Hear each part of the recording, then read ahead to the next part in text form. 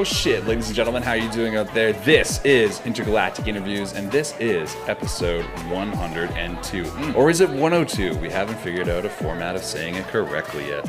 Hello, how you doing out there? We're having a great week, and since last week, we just want to tell you about a really cool opportunity that's popped up. Did you know about this, Wes Barker? Did you know that there is a cool isolation tank experience just waiting for you personally? Oh my God. Did you know that? I barely heard. Tell me about it now. Well, did you know that you get your own private little suite of personal float tank? You get personal house coat, personal service. A lot of personal stuff happens in the tank. Mostly self-development, but we'll leave it at that. But it's cool. It's like one of the most premier experiences you can get in the lower mainland. And now they're branching out into Western Canada, into Alberta as well. Super cool people. And what is the website? Saavedra, if you wanted to check something like that out. Oh, I think you'd want to go to floathouse.ca. Floathouse.ca. Ladies and gentlemen, floathouse.ca is the website. And if you use our podcast promo code, you can get 20% off your next float. I was almost going to say podcast. Off your next podcast. It's a mandatory part of the membership now. But actually, I saw that there's also an additional little promo. I'm going to slide this one in here because I just read this. Apparently, you can get memberships now for $39 a month, which gives you one float a month, which is actually saving you quite a bit of money. So if you just sign up for their membership program, and now it's super discounted. It's really cool. Or if you want to just try it out, 20% off your next float, use our podcast promo code I podcast. That's lowercase I, podcast. Does that sound okay, Wes Barker? I can't wait to try it. Have you ever floated before? I'm claustrophobic and afraid of the dark, so this is a common theme. I'm joking. No, is it really a thing? People have That's actually problems funny. A lot of the guests come on and they do feel like they're like, oh my God, it's a coffin. I could never jump in. No but way. It's like I'm so pumped. opposite. I'm just too cheap. Now I get 20% off. I'll do it. No, two of my buddies have done it, and both of them are like, it's the best thing ever. So see that? That's Wes Barker, man of the people, right there, ladies and gentlemen. To my immediate right, we have the return. Feeling ill, not so much. Now he's just ill, legitimately. Legitimately ill. Dope sick. Happy to be back. He's a dope guy. Ladies and gentlemen, Michael Saavedra to my immediate right. How you doing? And returning this week on the boards, we have I'm going to use alliteration here, the gargantuanly handsome Garrett Wolf. G. You don't have to lie to your listeners. No, okay, yeah. I'll say the great Garrett Wolf, ladies and gentlemen. That's a little bit better. He's the only one without a camera on him. So That's we right. don't know. Maybe he is. And of course, the voice you're hearing is MD of the Boomsday Alliance. Some people call me Jamie. You can call me Jamie. Anyone can. Our guest today, he's been seen on America's Got Talent, Penn Teller's Fool Us, Comedy Network, Wizard Wars, MTV, YouTube, all over. He's got over 30 million views. Oh my goodness. Ladies and gentlemen, please give it up for the illustrious Wes Barker. Oh my God. Let's give him a little clappity clap there. I think so. What a gent. I feel a little bit weird because you guys all have facial hair and I don't. So it's like, I don't know if maybe razor blades are really expensive where you're from. But it's an intimidation tactic. Yeah. We're always like, hey. Beard intimidation. Yeah. How can we get on this level? We're trying to chat it. It's actually about facial hair tonight, so... Yeah. Oh, good. Dude. Oh, I went to a Notes. commercial audition one time like that. My agent sent me there. I sit down, looking around. All dudes with big beards except me. And I was like, I missed something on this thing. It's like a commercial for Gillette or something. It was so awkward. Yeah. You're the after. Yeah. Yeah, the after Yeah, you guy. could have been the after guy. No, it was literally for Bearded Man when they called it out. And I was like, this is so... The best a Barker can get. Okay, the first person to audition, Bearded Man won.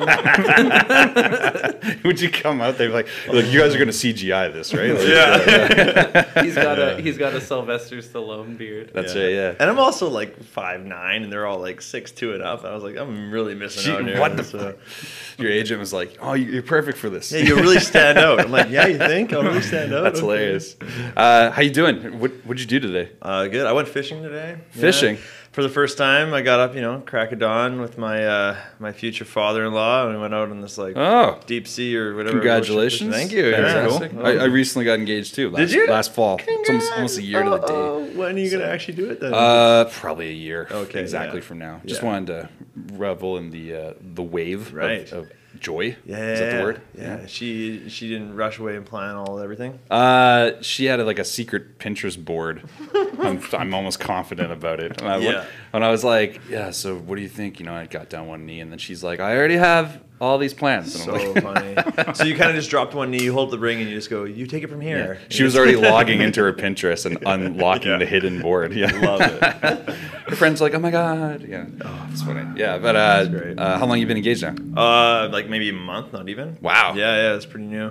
That was crazy. That's super new. Then the euphoria that kind of surrounds that. That's cool. Well, Congratulations. thank you. Well, I got the ring custom made, which took like 10 weeks. What? So for me, I got like some time to adjust. I see, So for okay. me, I'm pretty used to it, but for her, it's brand new. Because I knew she was gonna say yes, right? Right. But I look don't at the confidence. Yeah, I in know. Wes This Barker. is crazy. Oh yeah, sorry. Let me just look to the listeners at home. Don't get that ring custom made. It's very scary because all you're doing is saying, of all the options in the She world, better go for it. I think this is the best. Yeah, that's right. And that's a really weird feeling because she's like, "Oh, out of anything, you gave me That's that funny. one." And it's You know what? If you would have freaky. told the second wife you custom ordered it, she would have believed it. You know what? Jesus. That's true. Jesus Okay, I like that. That's a good point. You know what? I actually also got a custom piece done. But the Yeah. thing was, she just told me like the kind of style she wanted, and then I had the foresight to. This is what I did. I had my own little 10-week plan. I wanted to throw as much cold water on the idea as possible, so it was a total shock when it happened. Sure. So we did like a little lap around jewelry stores one day, and I was like, we're just gonna look. We're just gonna look, and of course she's like trying to poker face her way. She's like, yeah, okay, we're just casually looking, and then. I went and specifically showed her the style that she had talked about like a year earlier, and she's like, I fucking hate this. I don't like it. I don't like this at all. What? So I was like, oh, okay, mental note. So then I just took it from there, and I was like, I'll do my own goddamn style. Boom, and she'll love it. Confidence. You'll I learned love that from it, Wes for Barker. sure. Oh man. Yeah. So you were fishing today. Yeah. Do you fancy yourself a bit of an angler? Oh, for sure not. Like I don't think there's 5 of us, or like all his friends and me, and they all fish all the time, and I was just like, you guys are about to find out I don't know anything about fishing. Yeah. I just thought I'd say that right off the get-go. And like, do you get seasick? I'm like, no. Fast forward God. 90 minutes, I'm puking like What? crazy. Oh, no. So you've thrown up today. Yeah, I Crazy. threw up twice back to back, and I I was like, thought I smelled something. You're not our first guest to come in here after throwing up. That's okay. but That's no, okay. I'm like, I'll be fine. They're like, no one ever gets better from seasick until you take them back. And I was like, okay, but I leveled my leveled out. shit out. You and rallied. I was fine. Puke Yeah, and rallied. it was all right. That's a beautiful thing. So they had 42 beers on board, and there's only 5 of us, so I felt like we're gonna get a few beers down, and I'd feel fine, right? Like, usually it's couple the exact drinks, opposite, I think. Yeah. You can rally. I'm gonna put down a couple. It's yeah, okay. that'd be fine. So what kind of boat did you take out there instead Yeah. of just like You a know nice what? like? Yeah, I don't know. Just it was like 5 people was pretty crammed, and it was all right. They had 4 rods. I don't know. This guy goes all the time. His name's Todd. He's a beauty, but I don't know anything about boats. And That's crazy. And all of a sudden, every time someone's like, fish on, and I don't know what's happening. They're handing me rods. I'm like, still wiping the puke off and just reeling like crazy. So like, you lost it. I'm like, I didn't know I had it, right? So it was like, crazy. they're making fun of me. It was all right. What kind of fish are they? What were they going for? Like, I don't know what we're trying to catch. I pulled in one fish, was a salmon. It was apparently 2 inches too short to keep, so they threw it over. what? I was like, hi fish, bye fish. That's Like, crazy. That's what every woman has told me. Yeah. 2 inches too short to keep. I'm actually from this like small town that's like based nowadays on like freshwater tourism, like fishing. Where's that? Yeah, I'm from Kenora, Ontario. Land of progressive thought. They're known And- for like canned beans and How many stuff. listeners do we have from there, do you think, right? Probably a the couple whole dozen. town, yeah. Maybe, which would be a couple dozen. Okay. Yeah. No, but there's like a giant muskie called Husky the Muskie on the outside. It's like all revolves around fishing is what I'm trying to say. But listen, you said there's 5 guys on this trip today. I am the you of that town. Oh, okay. So like I don't know. I can like bait a hook. Yeah. But that's about it. I don't Yeah. know. I've caught a fish my entire life. Like maybe I don't know. Yeah. They don't have them out here. When I bring them up, people don't really know what I'm talking about. But we usually fish for like pickerel.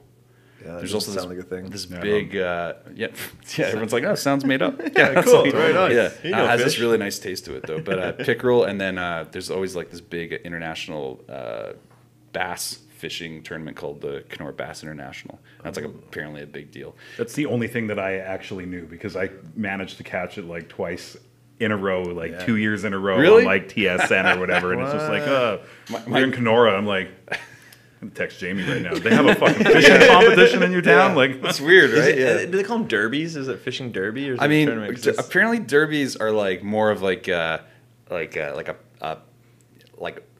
I guess this KBI thing was like ranked or something like that because they have like they're giving away like trailers and cars and boats and like all the types of lures and all that. But I think a derby's more like, yeah, I went on the weekend. Did you know Greg won the pot? It was like, yeah, how much? Like, oh, it's like $1,200. Yeah, like I think that's like a derby. Okay. $1,200 is a lot of money. Fishing derby. Like, oh, it's how much can we depopulate the fish population? You know, like, We used to go I hope all the time. I really hope someone's getting their fishing knowledge from this podcast right now. Yeah, Like, this is- okay, yeah. no idea. it says a must list for anyone in the entertainment industry on the website. Now it's like a must list for any fishing enthusiast. Yeah. I went, real anglers show out here today. I went to a fishing derby growing up, and we didn't even eat fish. We had KFC. Like, Yeah, exactly. That's primarily the point right there. Yeah. So let me ask you this. What's that? We have a lot of mutual friends in Yeah. the scene here. A lot of friends of the show, actually. True. I've seen you on bills with like lots of stand-up comedians and, Yeah, and whatnot. How do you find your act integrates with that type of entertainment? I think, good now. I mean, at the beginning, they weren't sure about me. I wasn't sure about me. So it was kind of, as a magician, you come in and no one knows if, is he actually going to be funny or is this just sort of magic tricks that are kind of with built-in jokes? So, but yeah, once I started doing my thing and going up at like, I go at Yuck Yucks and stuff, and then they're like, oh yeah, and then I start going around to the other rooms in town. People are like, yeah, okay, this guy. Sometimes I go up and just do 5 minutes without doing a trick, and they're like, oh right. yeah, okay, this is legit. So now it's come a long way, but my show's come a long way. It's really half magic, half stand up. So I think everyone started to appreciate it, and it fits in great now. Now I'm on like.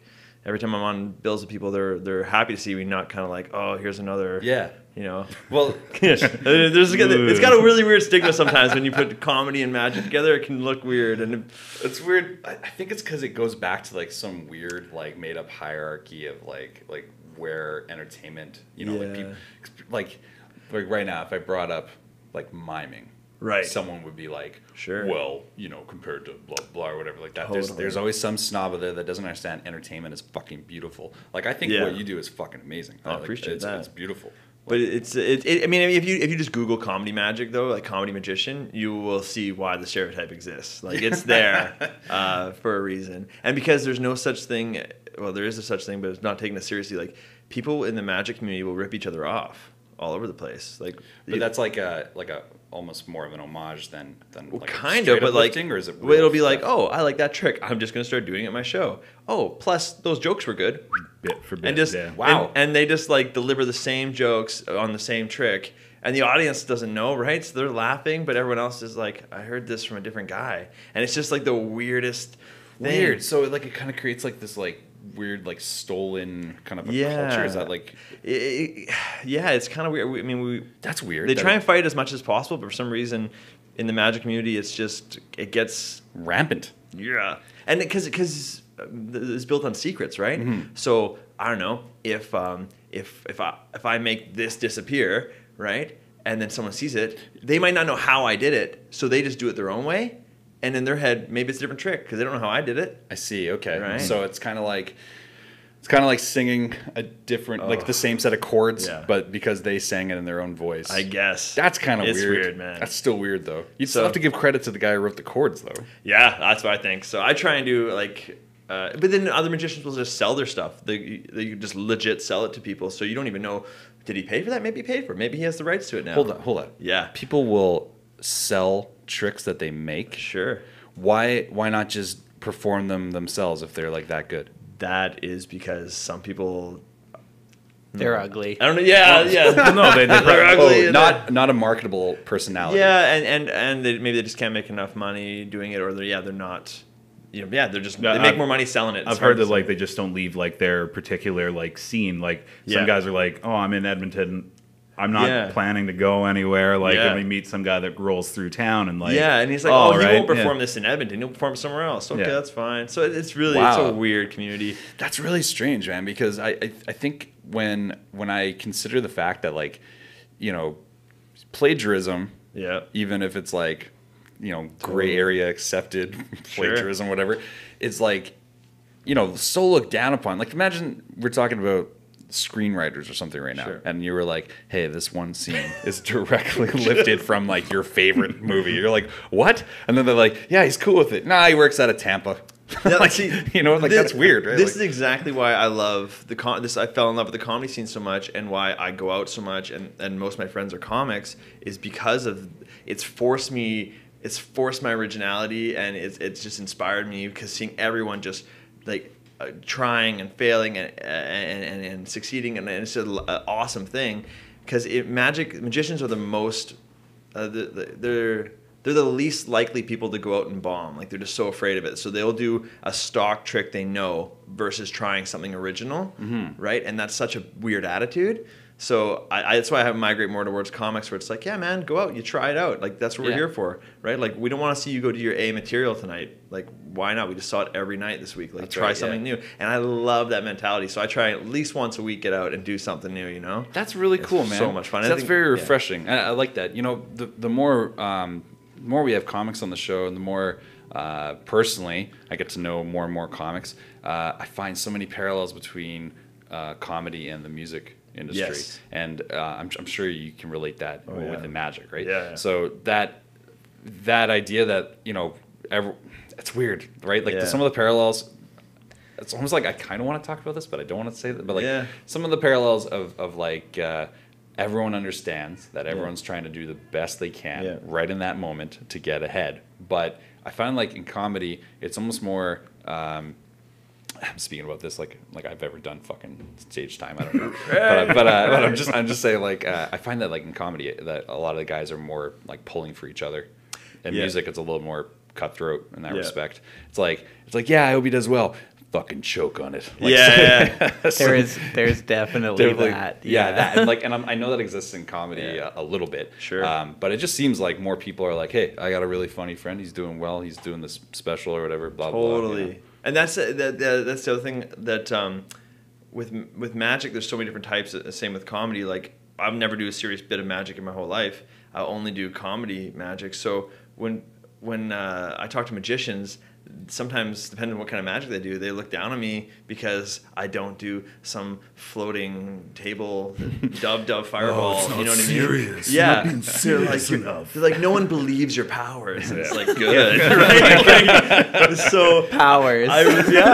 Free your mind. You're like, okay. So I really migrate. So when some people just like, oh yeah, he's a comedian. He does magic as well. Like, you know what I mean? Like, sometimes I get introed like that, and that almost saved me. Like on America's Got Talent, they introed me as a magician, and one of Howard Stern's biggest complaints, like, he watched it, he's laughing, he's liking it. Afterwards, he's like, okay, he's like, that's really funny.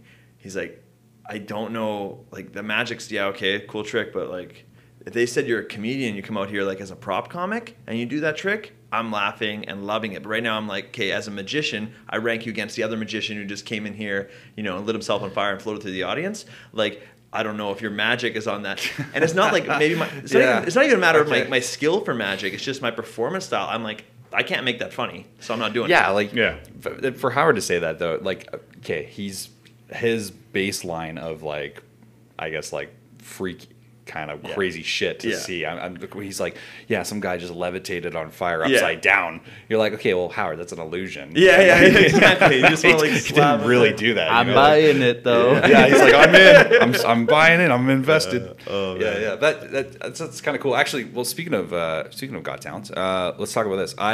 First time I actually was like very keen. Like, I'd seen your name on like flyers and stuff like that, and just kind of heard a little bit. But then I was like, what the fuck was I doing? I think, I don't know, I was in some hotel and it was like really late, 2 a.m. kind of thing, and I was flipping through like YouTube, and I got caught in the rabbit hole of checking out Fooled Us, which is a show that Penn and Teller do. And for people listening at home that don't know, Penn and Teller sit on a stage, and magicians will come up and attempt to do tricks. They'll do these illusions and tricks and attempt to fool Penn and Teller. And if they can relay it back to you and like insider lingo that they know how to do it and all that, then you don't pass. But if you do pass, you get a big like confetti drop and like you get a trophy and a the ever-loving appreciation of them, and a trophy that says F you. The show's called Fool Us, but it's also F you. And it's that's a cool, and for people, some people don't know Penn and Teller, they're like these legendary magicians in Las Vegas. They've been together like 40 years. It's amazing. People either know and love them or have no idea who they are. So but the show is so good, whether you know of them or not. Look up the show. Entertaining. It's so good. So entertaining. Fantastic. And I was lucky enough to fool them, and I mean, maybe they have like 40-something magicians every season, and only 5 or 6 a season will fool them. So it was pretty rarefied air. Yeah, right. They've only done 2 seasons, so it's pretty crazy. It's very rarefied air, and that was like immediately. Actually, that's where I was like, wait a minute. And when they did their little feature on you, and I was like, oh, okay, this guy's Canadian? What? And then I was like, okay, he's actually like in the area. I was like, I'm just going to reach out. And so I was glad to hear how approachable you were. That was really awesome. Oh, man, of course. Yeah. You know what, though? I was going to ask, I'm just trying to go off memory here, but was Penn already like losing weight at that point, or was he like medium Penn? All right, so I did 2 shows with Penn and Teller in the last year or so, and the first show was called Wizard Wars. It only went 1 season. Cool show, good concept. I don't know why it didn't work. It was on Sci-Fi, and I did that show, and it was the first time I ever met him, and he was Big Fat Penn, and I was like, all right, cool. XL Penn? Yeah, and then not even, oh my God, I can't even think of the maybe 8-10 months later, we filmed Fool Us. Yeah. And he had lost 110 pounds at that point. He was full skinny Penn. Like, I did not even fucking recognize him. It was him. crazy. Yeah. Like, and I mean, if you go down to Vegas, they do their show at the Rio Theater, and they have like a 300-foot billboard of him and Teller on the side of the, and it's like Big Fat Penn, and they're not changing that billboard. So you know he must just look at it and go, and even people that don't know, they're like, who's this guy? Yeah. He's not the guy on the wall, because he looks so different. All the poster printers and all the tailors are just working on OT. They're like, yeah I got all these suits I have to bring in, like just crazy, you know. Well, good for him though. That honestly, losing weight is something that I think people kind of, I don't know. For some people that aren't active, like myself, I haven't been very active in the last few years, and I think about like, you know, I'm kind of a skinny frame, but I'm like, I feel like skinny fat recently. Like I'll put on a tank top like this, and I'll be like, oh, thank God it's loose on the bottom, you know, that kind of thing. And I don't feel like my best health, and I kind of put it in the back of my mind, like I don't know, I take it for granted that like one day I'm gonna get healthy. Like one day. We always do that, don't we? Are you active like that? Yeah, I mean, I'm super. I went to university on the basketball team and everything. And then after that, I kind of, after I quit basketball, I went from 183 pounds to 240 pounds. What? I gained like almost 60 pounds. Holy shit. In a matter of like a couple of years, whatever. So you played varsity ball? Yeah, oh yeah. What the fuck? Yeah, I know I'm like 5'8.5", but yeah, I was just really good. Mad skills, obviously. I had nothing to do with magic comedy. I didn't even think performing was going to be a thing at that point. I didn't get into it at all until I was like 20, 21. Wow. So I'd already played a couple of years of basketball, and then I finally quit basketball because I'm like, okay, this isn't going anywhere, but maybe entertaining, maybe I like this magic stuff, maybe comedy. Yeah. And but like I gained all this weight, and then I was just so depressed and hated myself. And then I realized, okay, maybe I want to be an entertainer. Well, I'm not going to be 240 at 5'9". That doesn't look good. And you might have to start selling your tricks. Yeah, I might. Seriously. So no, I just went crazy hard at it, and I dropped all the weight again. Wow. And now I kind of hover around 190. What the fuck? How did you lose all that weight? Just like called hating myself. Oh, yeah. Hating yourself. Yeah. No, I decided I was going to set a Guinness World Record for the fastest mile while carrying someone over your shoulder.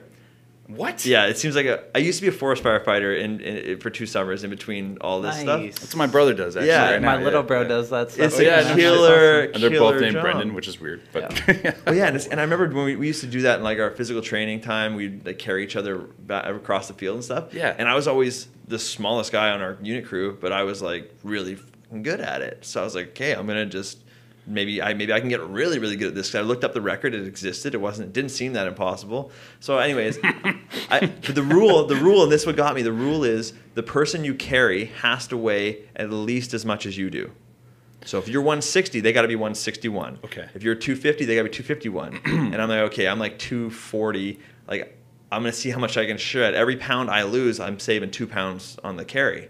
So I dropped That's smart. Yeah. Wow. So I just needed that little. I dropped all that weight in like inside of 6 months. That's huge Yeah. incentive, man. That's really. I need that. I need the goal oriented or Yeah, whatever. no kidding. So it worked out really well. Wow, that's really smart. man. That you're like, every pound I lose is Yeah. like another pound 2 pounds I don't have to carry. Well, okay. Then when last year when I went on America's Got Talent, this is another sort of little fat story because they called me up. There's lots of non-disclosure agreements stuff, and I just don't care about them, so I'll talk about this. So like America's Got Talent is mostly legit, but also some of it's like just rigged. They bring in acts to just sort of because you think of how many singers and dancers they get, right? Mm-hmm. So they got to bring in variety acts to make the show diverse enough. Yeah, or else you'd just be watching American Idol or something, right? Yeah. So they called me up and said, "Hey, we saw one of your YouTube videos. Can you come and be on America's Got Talent?" Mm-hmm. And I'm like, "Sure, when?" Like, in 5 days. I'm like, "What?" So like, "Yeah, we'll send you tickets, bring you to New York." I'm like, "Okay, what trick do you want?" And they want this one. It's called a peering beer can, and it's a trick I do in my underwear. So I got 5 days, and they want me to be shirts off in front of 20 million people. Oh my God. And I was like, okay, I'll be there. But after I hung up, I was like, this is terrifying. I'm not feeling so good right now. I had to go on my diet of like green tea and throw up a lot. And I made it. Like I literally, I mean, I'm not recommending this, but like I was like not eating. I seriously just got anxiety just you telling me that. Yeah. I'm like, oh my God, I would never. I don't think I could do that. And I'm right like, hey Melby, hey Heidi Klum, like what you see? Hung up the phone and just passed out. I'm on cottage cheese and pepper. I would have just brought out my big fat man boobs and I would have just gone went for it. Yeah. Who cares? Check this out, Jennifer Lopez. Isn't or that whatever. funny though? How like you can have like the man boobs and like be charming, like a Chris Farley kind of. Sure, yeah. You know what I mean? Like yeah. we're at one end of the spectrum where you could just be like, fuck it, and if you just own it. That's okay. That's cool. But on the other end of the spectrum, it's like if it just looks like you could do better. If you're trying, you better fucking try. Yeah. Like someone's like, "Are you supposed to be skinny?" You're like, "Yeah." Yeah. Well, Yeah. that's fucking funny. Oh my God. Yeah, man. That's good. No, that's really good. Well, okay. So I mean, because you've done a lot of these shows, America's Got Talent is like, from what I understand, like the most syndicated show on the planet. Sure. It's like in how many countries do you even know? I have No idea. Many countries. Is what I'm saying. Take that to the bank. Take that to the bank. What did you notice after you did Got Talent? Was there a noticeable influx like all around in booking, or was it like back to the drawing board? What did you do after that? For me, for Got Talent was good, but I didn't get featured as much as you can on that show. And again, partly that goes into some behind the scenes stuff that involves me being Canadian. Right, and visas and whatnot. So it gets very tricky when you're not from that country. So I kind of knew going in that they weren't going to be able to feature me too much. Okay, and that's fine. That's different then. Yeah. And the little bit of promo I did get was awesome, and it was so cool because my second round, Michael Bublé was the guest judge. So I walk on stage, and the first thing I do, I'm like, Bublé, I'm from Langley. I just shout that at him, right? And he's like, what? Okay. He's like, I own the Giants. And he was just giving me like some serious love. That's funny. Yeah. So then afterwards, he come back. He's like, what do you even do? How is that possible? Yeah. But so I knew I was going to get like good quotes and good bits for my promo and stuff. Yeah. And some people would recognize it, but ultimately, I get more recognition from Fool Us just because I fooled them, and it's like a 10-minute segment all about you. Mm-hmm. And they get a lot of viewers on CW. There's like really high view show.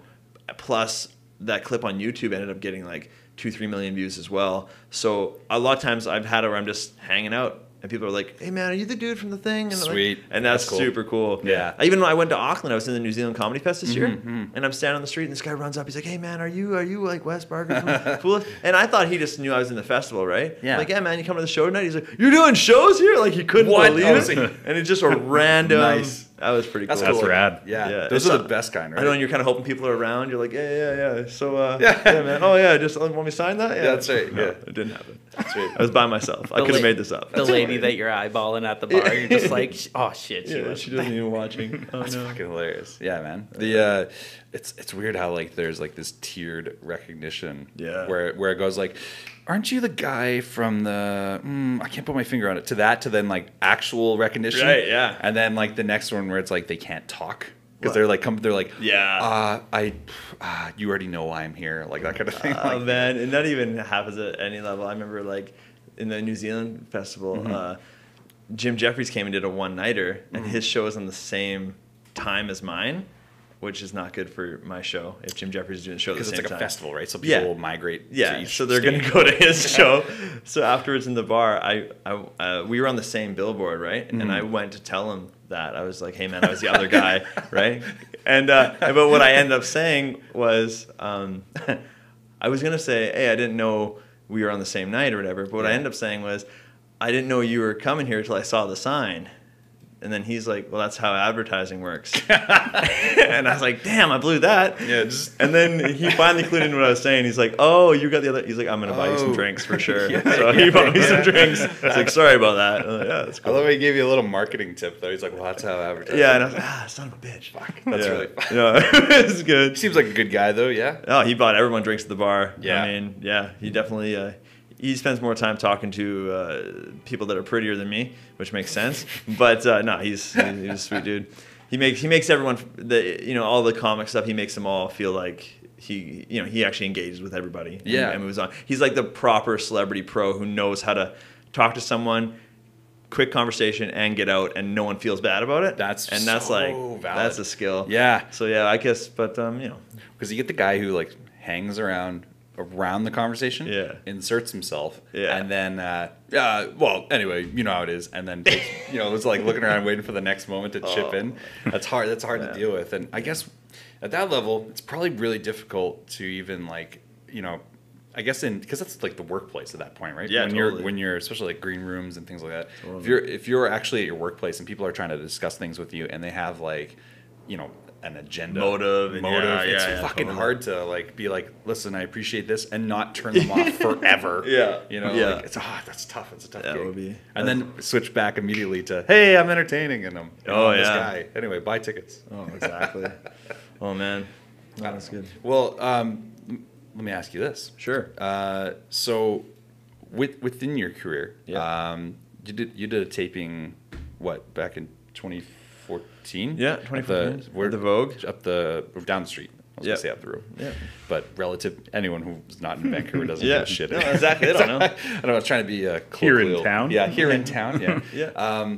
What do you have stuff on the horizon? You got plans? Well, I did that one in 2014, and that was like just a crazy idea. I'm like, I'm gonna put this on myself, hire the crew myself, sell it out myself, promote it myself. And it was like a really bad idea. That theater is super expensive to rent and stuff. That's crazy. And it was like leveraging myself to the max.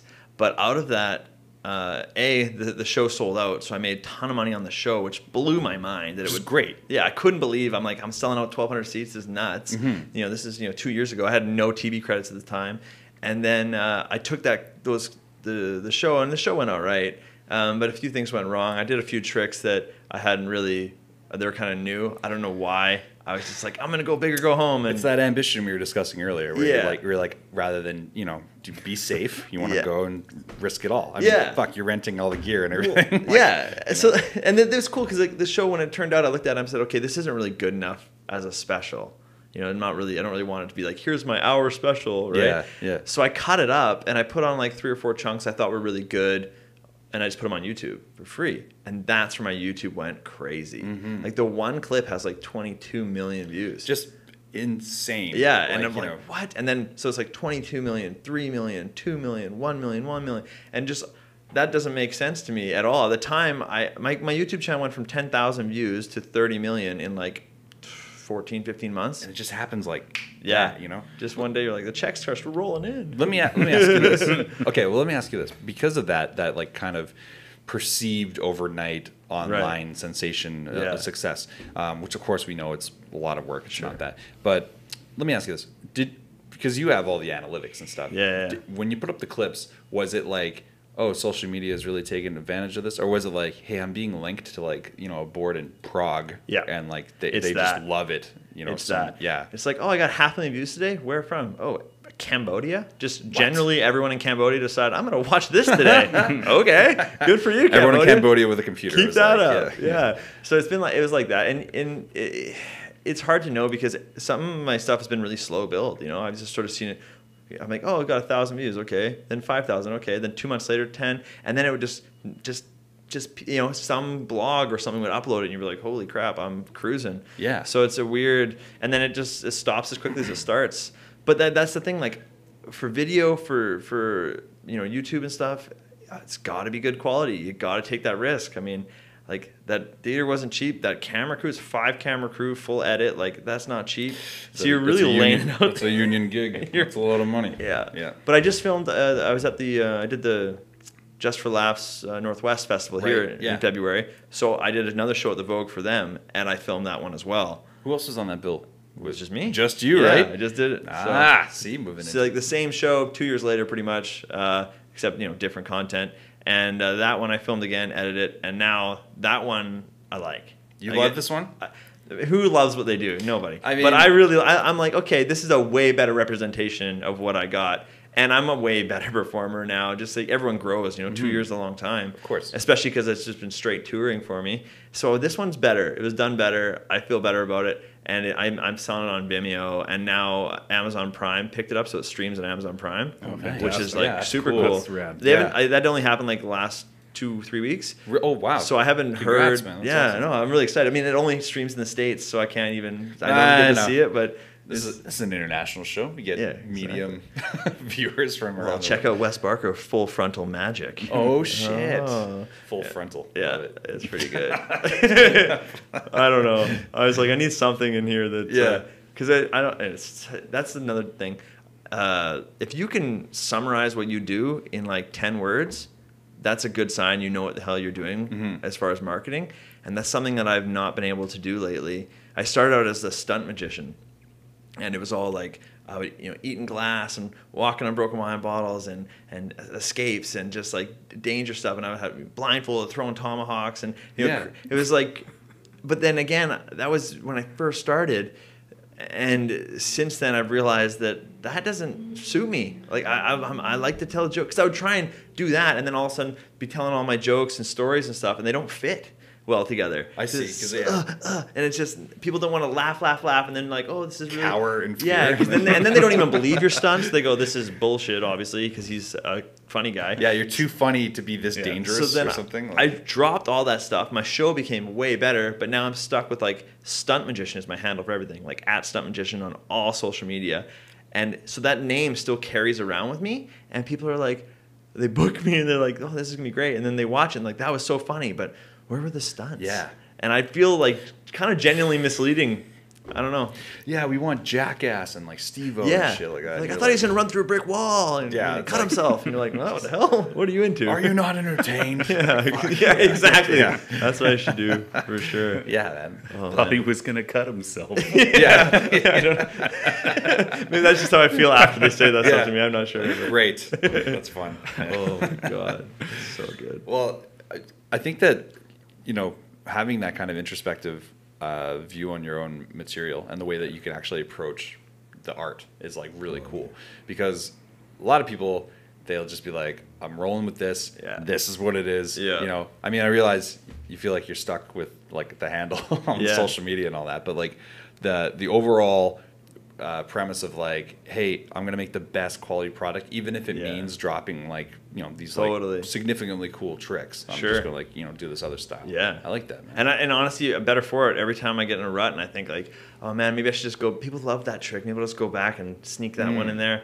Then I go, you know what, there's something, come on, use your head. Think about it a little bit. And then, then that's where going out every, at least once a week and trying something new is, and we have like the best rooms in the city to go to on a Tuesday night and try out some material. That's like one thing that's vibrant out here. Is the comedy scene. There's always a crowd, and certain rooms they're expecting it. They're waiting for the new stuff, and you're like, okay, and it's pretty cool. So I drop in and do 5 in like a room, like you said, like on a Tuesday or something, and it's dope. It's packed. It's nice. A lot of hard work from a lot of the promoters around here keeping the weeklies going and all that, which is nice. But it's worth it. Yeah, of course, big time. Yeah. You said something earlier that made me think about it when you talk about like, oh, will I drop a trick that people are expecting? Yeah, that's kind of a like in music. your greatest hits are you know, people always bank on them so well, and like, oh, we're gonna, you know, this tour we're only doing this album, wow, and everyone freaks out or whatever, you know. These like really, especially nowadays, it's very common for these reunion shows to do that kind of stuff. But in comedy, it's like you're judged by like your last hour, right? Your last, you know, like significant effort, this kind of thing, and then, you know, a lot of comedians like put their jokes to bed kind of, and they're like, well, I did that, you know, I'm not doing this anymore. But and then other people are like, do this one. Like, I don't even remember how to do that joke, you know, that kind of thing. What's that like in magic? What's the compare, because you're doing both. Magic, so like, the general rule in magic is get a show together, 45 minutes, hour, whatever, and just do that for the rest of your life. and be the best at it. And on one hand I go, good for you, and the other hand I go, that's not what I'm trying to do. Because, like, again, these guys, a lot of them, I mean, they might have funny shows or whatever, but that's not their primary objective. The primary objective is magic. Make this the best possible magic ever. I love that. I'm not against trying to do the best possible magic, but I am definitely like, you are going to be laughing first. That is foremost for me. So I don't really care. People want to see new. Like you said, in comedy, they want to see new. Yeah. But in magic, traditional magic, they would rather more the music way where it's like, do the thing that you do, right? Yeah, right. Like, isn't that's cool, right? Well, that's like a similarity to that. Yeah. He cut himself. Yeah. Again. Yeah, sweet. Well, I'll give you the craziest examples is the one trick they aired the most for me on America's Got Talent, I hadn't done in 4 years, and I don't plan on doing it anymore. Which one's that? It's like, it's a straitjacket escape, but behind me there's a huge video screen. It's a black square. Black square just shrinks, and that's like the timer. And behind the black square, as it shrinks, it slowly reveals a naked picture of me. And it gets smaller and smaller and smaller and smaller. And I have to escape before it shows my dick, pretty much. Yeah. And it's a funny bit. And I did it, I think, 2012 or 13 or something. And I hadn't done it since. And I probably won't do it. You know, people, that's what they see. And same with the video that has 22 million views on YouTube. I get booked. Sometimes people, like, try and get me to do a show. Like, I'll get calls from, like, Guatemala, like, can you come down and do that thing? And I'm like, okay, I'm not doing that trick. They want that, which is weird, right? Like, I'm like, that involves an assistant, and I had to build a prop that doesn't travel well. Like, I'm not doing, you know, like, can you hook me up with a Guatemalan carpenter? Like, I don't know, maybe. And then the one on Fool Us is another example. It's my, like, probably the most recognized one that people see. It's this trick where I rip a phone book in half, I throw the page in the air, I take a sword, I stab one of the pages. Well, I've been doing that trick for a long time, and I knew it was a good trick for the show. It's so funny. I've done it for like 4 or 5 years, so I knew it was well polished for the TV. Yeah. But phone books are going out of style. I kind of did it on that show as a retirement Did bit. You even say that in the clip? You're like, I actually had a hard time finding a Yellow Pages today or something. Yeah. You know? I have a storage locker that has about 50 left. And that's it. So I'm not doing. People call me and they ask me like, "Oh yeah, can I come?" And I'm like, get there, and I go, "Oh yeah, by the way, I'm not doing that trick today." Yeah, no shit. I go on tour. I'm not going to bring 40 phone books to try and do 10 shows somewhere, right? So it's so, and people are like, they genuinely are like, you're not doing the thing that we saw? Like, the one thing we want you to do? I'm like, no. Yeah, I guess like if you had it on your rider or something, you're like, I would like, 2 to 3 directories. Yeah, that's true. Yellow Page directories. Just go for like the Sears Christmas catalog or something. But I see what you're saying though. Yeah, like you don't want to like be penned to that. And either, it's right? honestly, it's kind of like my way out where I go, I honestly, I kind of want to do something else. I have found a new thing that's kind of similar but different with a blow dart gun. So I'm like, okay, I want to do this trick, but I can't do them both in the same show. So if I lean on the fact that phone books are going out of style and they're not getting printed, then I could gracefully exit that without being like, I know you guys like this trick, but I'm not doing it anymore, right? So it's kind of a nice way out, and I just sort of go, oh, I don't have any, ha ha ha, and I just move on. So it depends. That is pretty funny though. That like a booking. Like a talent buy or something would be like, no, the one from the clip specifically. You're like, and if they do, I will do it. I guess so, but yeah. You should just do it with like a cell phone. I'm gonna flash I'm gonna flash your agent's email here right now. You're like, sometimes I don't even tell him. Oh yeah. He's like, we want work, right? Yeah. She's like, yeah. But the trick I replaced it with is in my opinion better. Just because you haven't seen it on TV doesn't mean it's not better. Like, I would never replace it with a worse trick, right? Yeah. No, of course. Yeah. This one I remember the audience to shoot a homemade blow dart gun at me. Come on. That's the best trick ever. I think that I guess what I was going to say earlier was the one with the phone book. The cadence you had in that, which, we were touching earlier with like the mix of comedy and magic. The cadence of which you're like casually explaining how you're doing it is unique to you in a way that I gotta give you credit for in a way that's that. very, very excellent, because it's like this at ease. Right, like I don't know what's gonna happen kind of cadence, which is like I love that, man. Like, some people accuse me of being a little bit too casual, but it's just my style. I love it though. Yeah, you're like, and then this is gonna happen. But anyway, I'm like, what the fuck? Yeah, that's what made me like immediately dial in. I was like, what the fuck? I was really into it. Oh, man. No, that's good. It's interesting too, because sometimes I kind of wish I had I think if I had a piece that didn't involve sourcing hundreds of phone books a year, right? and that I could do on TV and people would know me for. I think I would do that in every show, but I haven't found that. Like my buddy Steve Brundage right now is on America's Got Talent. He's in the final, and he does a Rubik's Cube magic, right? And he is like literally. He just goes around and he's like, I'm the Rubik's Cube magician guy. And people are like, yeah, that's the guy. And they associate him and that together, and he will do that in his show the rest of his life. Lucky him, it fits in his pocket, right? Like how would you not do that in your show? Is he the guy that does it in like 6 seconds or 8 seconds or something like that? Like he just tosses it behind his back. One hand that guy, catch? yeah. I saw that guy. Yeah. That guy's really good. Oh man, he's killer. Yeah. But he's like, you can build a career on one thing if you want to. Yeah, I guess so. I see what you're saying. And if you ever booked him and he did not do a Rubik's Cube trick, you would lose your mind, right? So I can see both sides of the coin. And if I had something like that, probably I would do it every show. Imagine he showed up. He's like, I'm actually doing like a chess set. Oh, okay. They're like, what? Yeah. He's like, yeah, I just do a lot. Even I wouldn't watch him. I'm one of his best friends. I open with a lot of knight moves. Show me the thing you do. I gotta bop it tonight. Yeah. That's the level we're talking about. Bop it. Yeah. Twist it. That's funny, man. Yeah, well, that's good. I think like a lot of these reality show competitions, sometimes they catch a lot of flack for what is perceived as like, it's kind of these gatekeepers that like put their stamp on it. Whereas like, I guess the traditional method is like grinding out the scene, making your way onto like a late night show or something. Yeah. You know what the cool thing is now though, is YouTube and Facebook and anywhere you can put up video, we can really make our own platforms. And I don't know, honestly, if it's good enough, it'll go.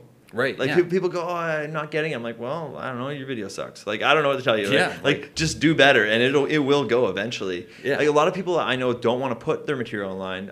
Magicians, comics. I know lots of people that don't want to put their stuff online because I don't know what they're afraid of. I really don't know. They go, oh, it's not ready, or it's maybe for magicians, oh, someone will steal that idea, or whatever. I go, who cares?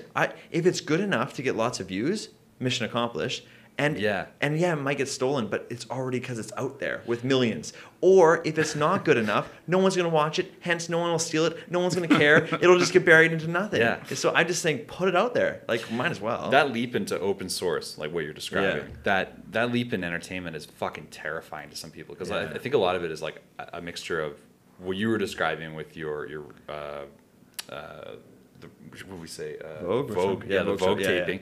A mixture of that, where you're like, it was good, wasn't my favorite, but it was good, and then it led to the YouTube success, which was great. But the fact that like your immediate reaction was like hesitation in terms of like, well, it's okay. We'll see what happens. Yeah. That kind of thing. So from that, I think it's a mixture of that, and then another thing you brought up, which is like the threat of plagiarism and whatnot like that. So it's weird because I guess when you're putting yourself out there, like you think about it, like if you were a tangible product, we could buy Wes Barker on the shelf. There's like bottles of you or something like that. Very nice. Very nice. Like yes, it's a fragrance or something. I'm sure. If you could buy that on the shelf, your magic like that, you would obviously have like a quality control to it. You would want to have it marketed and branded in a certain way. There would always be all these control measures to make sure it's the best possible product. So then like you suddenly take away the tangible effort, and you're like, oh my god, it's just like actually this experience I'm selling. Oh, it has to be so fucking quality controlled. And then you throw in the idea that like a lot of the people in this business are like, kind of up their own ass with like, I want to be the guy. I want to be, like this front guy. And that kind of leads to, some questionable business decisions. Yeah, I can understand. I can see it. It's so funny. I change my opinions all the time, right? So like this I believe now, and I believed it for a while, but I might be swayed the other way at some point. But mostly I just think like, no, man, I mean, you worked hard at it. obviously you're never going to really look at yourself and like what you see, right? It's hard to do that. Yeah. Because you're so critical of yourself. But guarantee people are going to like it, you know? So just let it out there, right? That's a beautiful confidence and like an optimism. That's a few times now during this episode I've noticed you feel confident in your material like so strongly. Did you always feel that way, or was it after a few accolades have been, you know, added that you're like, now you feel this way, or is it? I think I'm still. It was not always like that. I mean, I knew. I always knew that I had a certain market that was liking my stuff, but I knew maybe not everybody, and I was really struggling with that. And I don't know if at some point I decided that I'm going to pick a market. I'm not going to worry about everybody all the time, because a lot of magicians do corporate work. That's a huge thing. Or family stuff. I don't. I do some corporate for sure, no problem, but I don't do hardly any family things. I'm going to flash the email again right here. But no, mostly. But even the corporates, I say, okay, on a scale of 1 to 10, a 1 is 10 is a bachelor party in Vegas, and a 1 is a church full of nuns. Where's your company? Right. And if they give me less than a 7, I give them someone else's email. Yeah. Right? Right. And a lot of guys are like, yeah, I'll clean it up. I'll take that gig. Sure. I'd be like, no, thanks. Yeah. Like, trust me, you can do better. And I'm going to waste my time on this show because I'm not going to be honing something that I'm trying to do.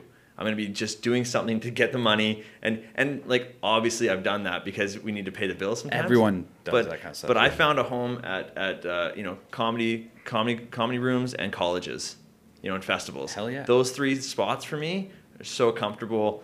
Like, that's the audience. So as soon as I figured out that's the market I'm going for, then I became more confident because I was like, oh, I am literally doing stuff that people like in this niche, and I don't have to worry about the hate, if there is any, from any other market. Yeah, totally. So yeah, that's kind of how I became more confident about it. Just narrowed my scope.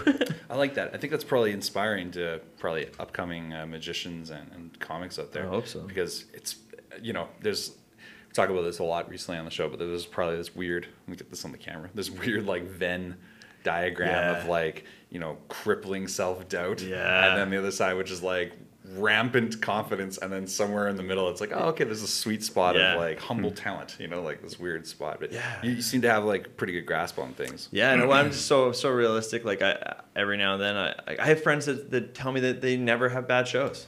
I have friends that tell me that they always get standing ovations. Always. Yeah.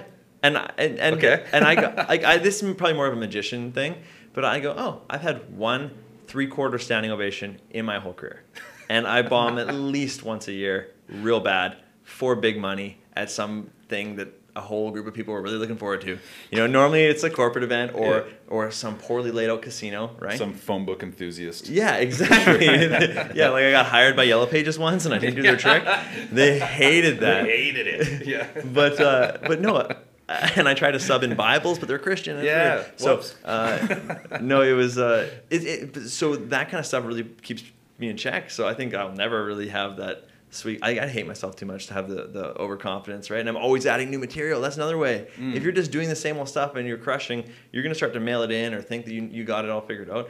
You add new stuff and you're always gonna be like, oh man, I hope they like this. This might suck. I've only done this 10 times or once or whatever, that's right? Yeah. So then that's why you go, I'll mix that with the stuff that I know they're gonna like, and then that's. For me, that's the Venn diagram. The new stuff and the old stuff really keeps you in this little pocket where you're like, okay, I got one you're going to like. Relax. Sit through this. It's okay. It's like AC/DC. Yeah. I like that a lot better. I like that, yeah. Okay, I know your time is very valuable. Never. I don't want to impose on you. I like that. I will say this, though. I am interested to know what... in your, because I know you said you got into magic in your early 20s, like 20 or so. Who were the magicians that you looked up to that you were like, hey, I like the way they do things? Or the comics that were like, hey, I love this comedian style. Because I'm sure this probably changes because of inspirations, but like initially, what was that? Crazy sort of thing. Like, I've always been really funny. Like, always. Naturally. Yeah. Always trying to get that, like, even in class or in the friends group, just trying to steal that spotlight, tell a better story. Right. That guy. And and all growing up, like, the 2 funniest people I ever thought was, like, I don't know, for sure, like Jim Carrey and Rob Williams growing up. Like those two, I'd watch all their shows or whatever. I think they're the funniest thing ever. And they're not in my comedy at all, really. They don't show up as influences or anything. I just thought they were great. Yeah. And I never thought of doing comedy as any kind of career. And then all of a sudden, David Blaine comes on TV. And I know that's such a jump from Jim Carrey, but I love watching this magic on TV. I'm like, David Blaine's magic's crazy. Yeah. I'm going to learn card tricks. And maybe I'll just do them at the bar with my friends. And I didn't like, obviously, his performance, right? Like, David Blaine's great at magic, great performer, but I don't like... It's just, like, flat. That super serious, yeah, like, no emotion. It hasn't... Yeah, it's nothing I find interesting based on probably the comedy that I like at the time. So then I just started doing magic and trying to do it serious, you know? And so David Blaine was a huge influence, the reason I got into magic. But then, again, doesn't show up at all on what I do. And then there's some, you know... like Copperfield, and there's like a old Vegas actor called Lance Burton. These like big name sort of illusionist magicians that also I was eating up at the time. But again, didn't really like the style they were doing, but just loved the magic. So there was really no one that was doing the thing I wanted to do, which is like kind of combine two things that are awesome. So I just started soaking up as much magic as I could, and then just never lost my love for comedy. So I'm just devouring comedy, every special I can see, and subconsciously they're starting to blend as time went on, and it kind of came out with a product that I really like, and it's very me. It's kind of like Bo Burnham and Tim Minchin are two of my favorites, and they're doing half music, half stand-up, and I like watching them because I like to see what percentage of what are they doing and how are they integrating it. And they're both geniuses in their own way, and they're doing it so different. And it's awesome to me because I'm like, great, like Bo Burnham's killer, and everyone highly respected in the comedy community, and yet it's very much music, right? Yeah, that's right. Yeah. And I go, okay, I'm gonna do sort of something like that with magic. I'm not gonna migrate one way or the other. I'm just gonna sort of hit it down the middle, however you get your laughs. Whether it's through a trick or a gag or a joke or a story, whatever. So then that's really inspiring. And then now, I mean, I like stories. Any of the comedy I do in my show is all stories, and that's because probably from just loving Jim Jeffries and Mike Birbiglia and stuff like that. I dig it so much. So yeah, it's been really a mismatch of everything. But I'd say David Blaine on TV is the reason I started picking up card tricks. That's super cool. I like that. Very rad. And crazy boredom at my old job. I used to work for the city. Yeah, and it's just city jobs are they kind of leave you a little bit of downtime, right? Just a little bit. Yeah, and civic duty. It's not a knock. It's just like you're out there filling potholes and you have to stop for lunch. Well, you don't have anywhere to go. You're stuck in your truck on the side of the road, just eating your sandwich for half an hour. So I'm like, this is card trick time, right? Just to keep the mind going. So that's true. Yeah. And I got a partner stuck with me, and he's forced to sit there. I got to do magic tricks for him, brand new. I just learned it out of his book. I'm like, here, watch, and he's like, oh, not again, right? Perfect audience. He's paid to sit there and watch me fumble through tricks the whole time. That's great. Would it be crazy if he became your assistant? Yeah, and that's how you guys started. He's like, and then he's like, especially if he was like very disgruntled over the years. He's like, I've been doing this for so many years. He comes out wearing his road gear. He never really took to the showbiz aspect of it. He just like still shows up. He's like, I got a shift tomorrow. That would be beautiful. Okay, hey, I just want to say you're fantastic. You're a friend of the show. You're always welcome. I brought you guys boomerangs. Oh, what? Okay. Nice. I have Wes Barker boomerangs. I did not know there were 3 people here. Yeah. I thought there were 2. But yeah, go ahead and notice really quick that there's so these boomerangs are cool. They I give them away. I have a trick with a boomerang at my show, and so I just give away these ones. They're they're little tiny ones, and they fly about 10 feet. Are these legit? Yeah, they'll actually work for sure. When you throw them, here, I'll show you. Here, show me this. They won't really throw in here probably, but totally. Throw them like this way. Okay, like don't like that. So like tomahawk. Yeah, like tomahawk style, and they will do like a tight. Not enough room in here. Tight 10-foot circle. I know this room looks bigger on the camera. I too thought it was bigger. It's quite small. I didn't have the right camera. Our knees are touching under the table. Yeah, when you saw this before you come in your table, you're like, I can throw a boomerang in there. Yeah. Anyways, it'll work. They're awesome. You throw them in your apartment. They're so much fun, and I just give them out because like my dad's like, you could sell them, and I'm like, I'll just give them away. Pretty sweet. I like these, man. Yeah, it's a little promo thing. That's pretty good. I can throw these Nice around the logo work on there. warehouse. Yeah. This is cool. If people want to follow you, how can they do so? Follow me at Stunt Magician. Pretty much anywhere, Instagram, Snapchat. I don't tweet as much, mostly Instagram, Snapchat. But yeah, Facebook for sure. And then just anywhere, man. Type Wes Barker into that Google machine and start watching those videos. I heard that you're cutting yourself a lot on that Instagram. Yes, floating in the air, cutting myself. Running through brick walls. Yeah, running through brick walls. Real stunt magic all the way. But it's I'm going to be doing a lot more YouTube videos soon. I have so many ideas that I'm just waiting for people to donate their time to shoot them with me. Definitely. Make sure you go to wesbarker.ca. Boom. That's the hub right there. And Mr. Saavedra, how can people follow you if they want You can follow me at the Saavedra on Twitter and Michael A. Saavedra on Instagram. Excellent. And Big Wolf, the great Garrett Wolf. How can people follow you online if they want to do so, Killer? It's kind of tough, I guess. Jesus Christ. But you can probably find me at Wolf Show on Twitter, Instagram. I don't use any of that other shit. Apparently, Wes Barker, hard act to follow. He's like, I don't know. You can follow me if you like. If you want to follow the podcast, you can do so at Intergalactic Interviews on Instagram, or you can go to intergalacticinterviews.com. We're on iTunes, Stitcher, YouTube, SoundCloud, anywhere that podcasts are awesome. You can find us. And if you want to follow me, if you'd like to do so, you can do so at MD_Boomsday all the way through, just like Mr. Wes Barker. Uniform, Stunt Magician. Sir, you're a pleasure. Rad. This is awesome. Thanks, You're a guys. friend of the show. Love it. Pleasure, man. We just want to say next week we're going to have Kyle Jones on the show. He's fucking hilarious. You know Kyle? For course. sure. Big time, right? Sweet, silky, smooth voice. That's right. It was a long time coming. Big dick. Big dick Kyle Hey. Jones coming in. Woo! Yeah. Anyway, we appreciate you coming in. Thanks a lot. My pleasure. Thanks, a guys. lot. Okay, and a lot. we'll see you guys all next week. Yes. Shout out.